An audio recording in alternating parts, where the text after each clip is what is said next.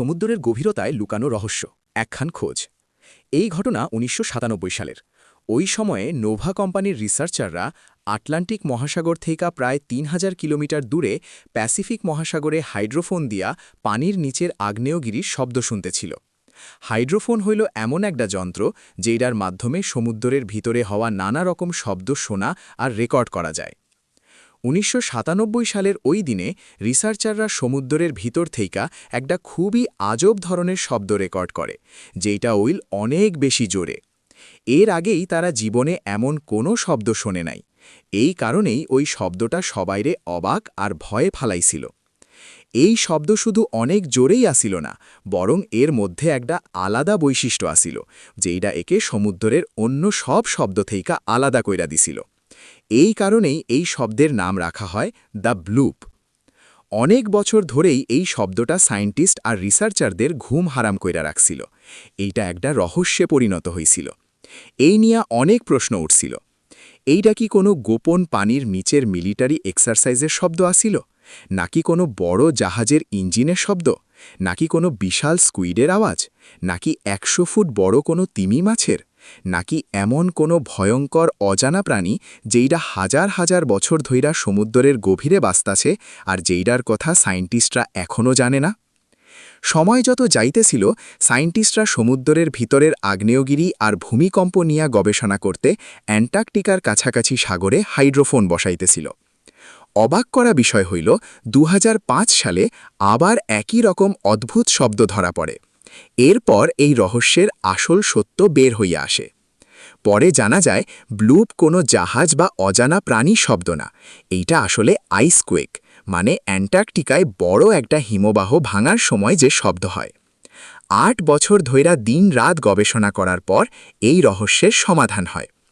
তবে এই রহস্য শেষ হইলেও সমুদ্রের অন্ধকার গভীর থেকে সায়েন্টিস্টরা এমন অনেক কিছু পাইছে যেগুলা এখনও তাদের বুঝের বাইরে। এই ভিডিওতে আমরা জানব সমুদ্রের গভীর থেকে পাওয়া এমন কিছু জিনিস নিয়া যেগুলা এখনও পুরো দুনিয়ার কাছে রহস্য। চাইলে সেগুলা হাজার হাজার বছর আগের ডুবে যাওয়া শহর হইতে পারে বা পুরান বড় বড় জাহাজ।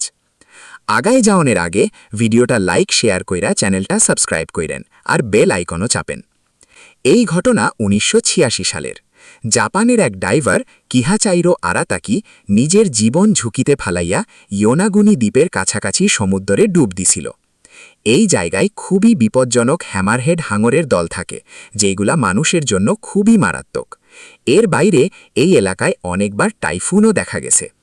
এই সব বিপদের মাঝেও সে ডুব দিছিল। এই জায়গার পানি অনেক পরিষ্কার আছিল, সব কিছু একদম স্পষ্ট দেখা যাইতেছিল। যখন সে ২৬ মিটার গভীরে গেল, তখন এমন কিছু দেখল যেটা তার মাথা ঘুরাইয়া দিল। পানির নিচে একটা বিশাল অদ্ভুত কাঠামো আসিল, যেটা দেখতে একদম স্বাভাবিক লাগতেছিল না। সে নিজের চোখকেও বিশ্বাস করতে পারতেছিল না। পরে টিম নিয়া আরও নিচে গিয়া দেখে এইটা ২৯০ মিটার লম্বা, ১২০ মিটার চওড়া আর একটা বিল্ডিংয়ের মতো উঁচা একখান স্ট্রাকচার, যেটা হাজার হাজার বছর আগে মানুষ বানাইছিল। নিচ থেকে উপরে পর্যন্ত সিঁড়িও আসিল। রিসার্চাররা ভাবল শুধু ডাইভ দিয়া এটার পুরো তথ্য পাওয়া যাবে না, তাই এই এলাকায় সোনার স্ক্যানিং করা হয়। সমুদ্রের ভিতরে সাউন্ড ওয়েভ পাঠানো হয়, যেগুলা নিচে গিয়া ধাক্কা খাইয়া আবার ফিরে আসে। তারপর সেই ডাটা দিয়া 3D মডেল বানানো হয়। যখন 3D মডেল বানানো হইল, তখন যা দেখা গেল তা সবাইরে অবাক কইরা দিল। এইটা ছিল হাজার বছর আগের মানুষের বানানো একটা সুন্দর আর রাজকীয় কাঠামো, একদম প্রাসাদের মতো। এটার ভিতরে ঢোকার জন্য বড় রাস্তা আসিল, সম্ভবত এইটাই ছিল মেইন গেট। পাশে উপরে ওঠার সিঁড়িও আসিল।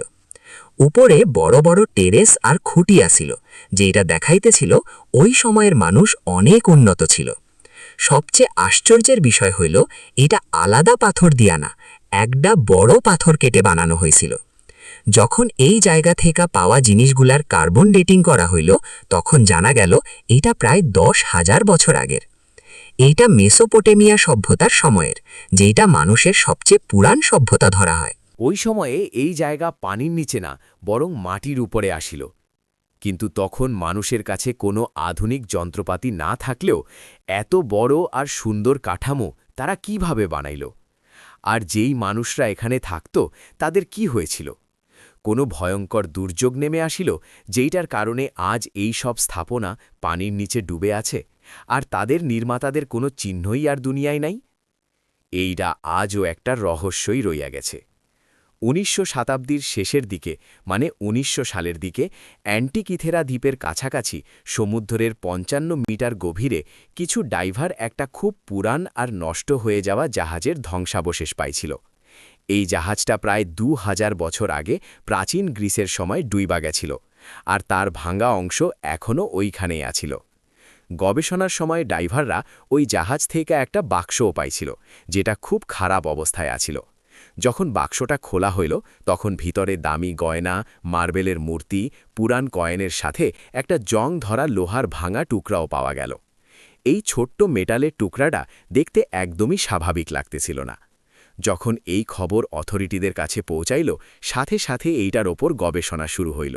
আর যখন এই টুকরার ওপর ভালোভাবে রিসার্চ করা হইল, তখন যা সামনে আইল তা মানুষের ইতিহাসই বদলাইয়া দিল।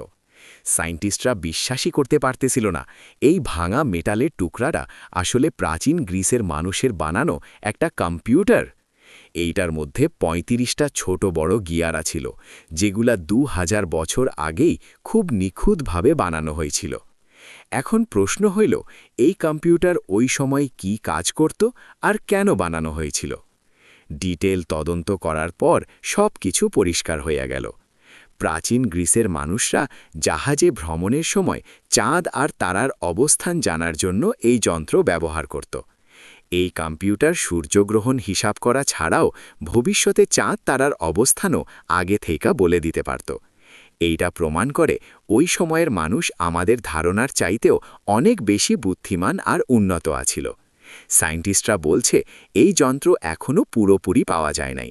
এর আর একটা অংশ এখনও সমুদ্রের গভীরে কোথাও হারাইয়া আছে। এই হারানো অংশ খুঁজতে অনেক অভিযান চালানো হয়েছে, কিন্তু বহু বছর চেষ্টা করার পরও সেটা পাওয়া যায় নাই। শেষমেশ এই পাওয়া অংশটা ন্যাশনাল আর্কিওলজিক্যাল মিউজিয়ামে রাখা হয়েছে। সমুদ্র, যা আমাদের পৃথিবীর অর্ধেকের বেশি জায়গা জুড়ে আছে, এর ভিতরে এমন অনেক রহস্য লুকানো আছে যেগুলা সামনে আসলে বিশ্বাস করা কঠিন। জুন ২০১১ সালে ওশান এক্স কোম্পানির ডাইভাররা গুপ্তধনের খোঁজ করতে গিয়া বাল্টিক সাগরের ৯০ মিটার গভীরে একটা বিশাল অদ্ভুত স্ট্রাকচার আবিষ্কার করে।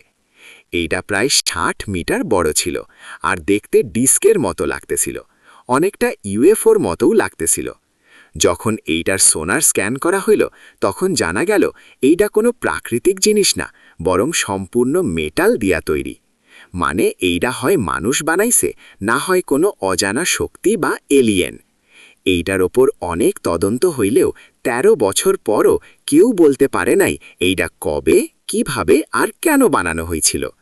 এই জন্যই এইটা এখনও দুনিয়ার কাছে একটা বড় রহস্য। এতে কোনো সন্দেহ নাই, সমুদ্র অসংখ্য রহস্যে ভরা। প্রতিদিনই নতুন নতুন জিনিস আবিষ্কার হইতেছে। কিছু জিনিস মানুষ বুঝতে পারে, কিন্তু অনেক কিছুই আছে যেগুলা সবাইরে অবাক কইরা দেয়। এরকমই এক ঘটনা ঘটছিল যখন সমুদ্রের নিচে হাজার হাজার বছর পুরান একটা ৮০০ মিটার লম্বা রাস্তা আবিষ্কার করা হইল। এই রাস্তা বাহামাসে ২০ ফুট গভীরতা থেকে শুরু হইয়া ৮০০ মিটার গিয়া হঠাৎ শেষ হইয়া যায়। এই রাস্তার পাথরগুলা আয়তাকার আর প্রতিটা ৩-৪ মিটার বড়। এই রাস্তার নাম দেওয়া হয়েছে বিমিনি রোড। কিন্তু আশ্চর্যের বিষয়, এই রাস্তার শেষে কোনো শহর নাই, কোনো বিল্ডিংও নাই।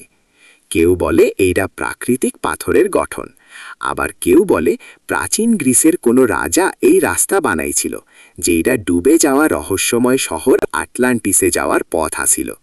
সায়েন্টিস্টদের মতে এই রাস্তা ১৯০০ থেকে ২০০০ বছর আগে বানানো। কিন্তু কেন বানানো হয়েছিল, আর তখন এইটা পানির নিচে ছিল নাকি জমির উপরে, এই প্রশ্নগুলোর উত্তর আজও কেউ জানে না। ভিডিওটা ভালো লাগলে লাইক শেয়ার কইরেন, আর চ্যানেলটা সাবস্ক্রাইব কইরা বেল আইকন চাপতে ভুলবেন না। আবার দেখা হব পরের ভিডিওতে। ততদিন ভালো থাকেন। আল্লাহ হাফেজ।